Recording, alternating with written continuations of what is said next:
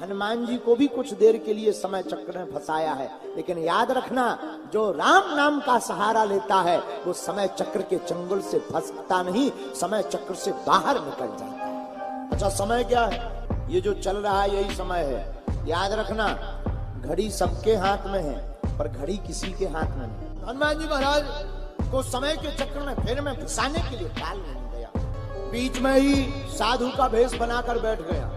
अच्छा साधु बनना सरल है, होना बहुत कठिन है। साधु बनना हो तो कुछ नहीं करना, 4-5 माला पहनो, 2-3 एकड़ में बढ़िया चंदन पोत लो, 2-4 महीना बाल ना कटवाओ, भगवा रंग के कपड़े पहन लो, बन गए साधु। साधु बनना सरल है, हो जाना कठिन है। काल नेमी साधु बन तो गया पर साधु हो नहीं पाया। काल नेमी साधु बन करके बैठे। अब राम कथा गाने लगा। इसने तो कभी राम कथा गाई नहीं थी, तो राम कथा इसने न बाल कांड से प्रारंभ की, न अयोध्या से, न अरण्य से, न किष्किंधा से, न सुंदर से, सीधी लंका कांड से। कोई मंगलाचरण इसने कभी कथा सुनी हो तो ठीक ठाक गावे।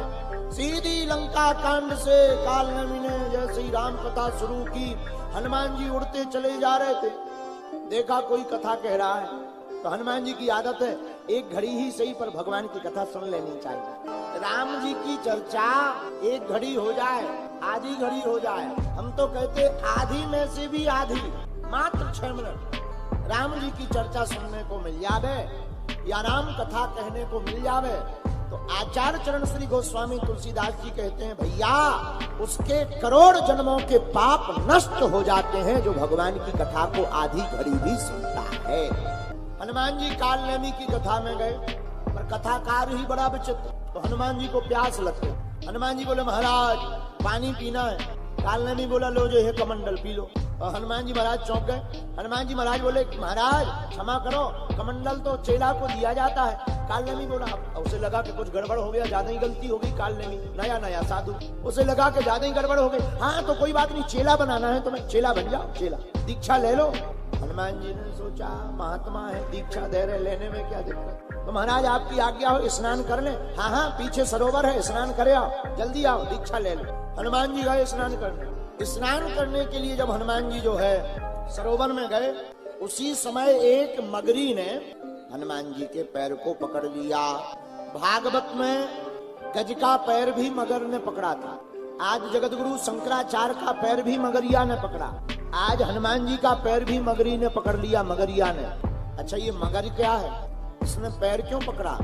वह बड़ी श्रापित मगरी थी, हनुमान जी का पैर पकड़ लिया। हनुमान जी ने एक जोर से लात मार दी, सोई उद्धार हो गया। एक बात बोले हम, जिस प्रकार हनुमान जी का पैर मगरिया ने पकड़ा, हम लोगों का पैर भी मगर ने पकड़ रखा है। पूछो कैसे? जैसे हम यहाँ पर आए, अब कोई तुम्हारे रिश्तेदार घर पर आवे और वो कहे क्यों भाई बागेश्वर वाले गुरुजी तुम्हारे शहर में आए थे, तुम नहीं गए? तो जो नहीं आए होंगे वो ऐसे जवाब देंगे, बोले क्या बताएं, जाना तो था मगर। कुछ लोग तो ऐसा भी जवाब दे सकते हैं, अरे बोले हम तो पहुंच गए थे, गाड़ी पार्क में लगा दी, मगर। ये मगर क्या है? ये यही मगर है जिसने हनुमान जी का पैर पकड़ा, जिसने गज का पैर पकड़ा। मेरे पागलों, लेकिन हनुमान जी ने उस मगरिया पर लात प्रहार करके उसको खत्म कर दिया, तब उन्हें प्रभु श्री राम की प्राप्ति हुई। उसी प्रकार हमें भी अपने मगर को मार कर आगे बढ़ जाना चाहिए। हनुमान जी ने मगरिया को उद्धार कर दिया। मगरिया बोली महाराज जो वो महात्मा बने वो महात्मा नहीं है, पाखंडी है, काल नेमी है, काल नेमी। हनुमान जी बोले चिंता न करो, तुमने ठीक बता दिया, धन्यवाद। अब आए हनुमान जी वापस। काल नेमी बोला लो आओ हनुमान जी, गुरु दीक्षा ले लो। हनुमान जी बोले गुरु जी क्षमा करो, पहले दक्षिणा ले लो, दीक्षा बाद में देना, पहले दक्षिणा ले लो। काल नेमी ने सोचा शायद दक्षिणा पहले दी जाती होगी, हम तो पहली बार दीक्षा दे रहे। काल नेमी बोला कोई दिक्कत नहीं, दो दो दो दक्षिणा दो, ले आओ दक्षिणा। हनुमान जी ने अपनी लंबी पूंछ बढ़ाई और काल नेमी को पूरे शरीर में लपेटो, एक जोर से घुमा के जमीन में मारी। तो दक्षिणा में काल नेमी पहले नीचे गए और फिर ऊपर चले गए। जय सिया राम।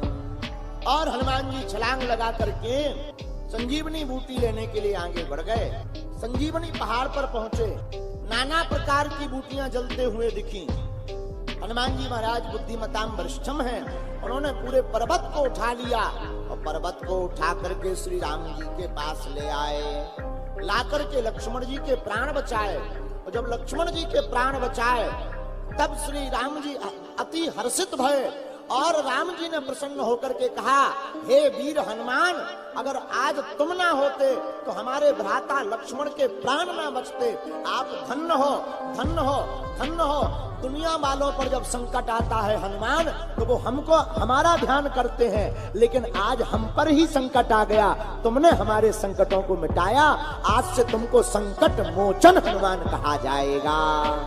हे प्रिय साधको, इस प्रकार हनुमान जी महाराज संकट मोचन हैं, जिन्होंने प्रभु श्री राम के भी संकट को मिटा डाला, प्रभु श्री राम को भी संकट से उबार डाला। मेरे प्रिय श्रोताओ, जब राम जी के संकट को वीर बजरंगबली टाल सकते हैं, हटा सकते हैं, तो तुम भी हनुमान चालीसा का पाठ करो, माथे पर टीका लगाओ, राम दरबार अपने घर में रखो, तुम्हारे संकटों को भी वीर बजरंगबली मिटा सकते हैं।